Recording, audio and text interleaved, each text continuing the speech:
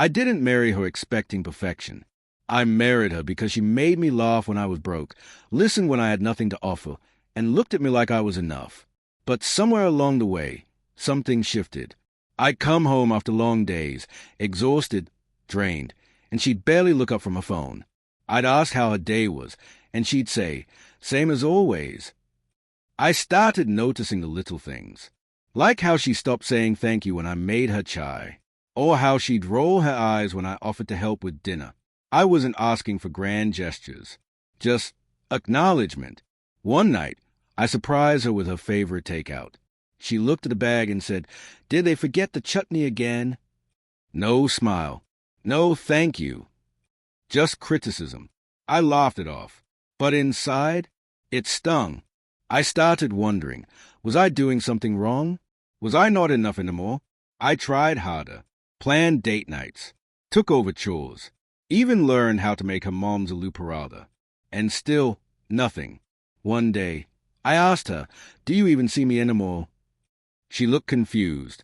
I said, "I feel like I'm invisible, like everything I do is expected, not appreciated." She got defensive. "You're being dramatic." And that broke me, because I wasn't asking for drama. I was asking to be seen. I realized I'd been pouring from an empty cup, giving and giving, hoping she'd notice. But love isn't a transaction.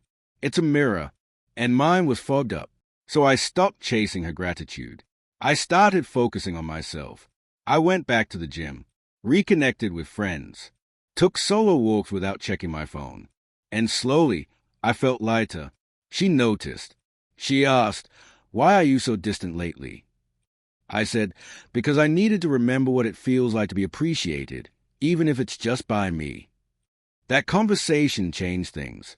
She didn't become perfect overnight, but she started saying thank you again, started asking how my day was, started seeing me, and I realized sometimes people don't know they're being ungrateful.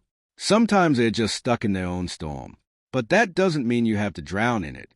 If you're listening to this and you feel unseen, you're not alone. You're not dramatic. You're allowed to want love that feels like love. And you're allowed to stop chasing what should be freely given.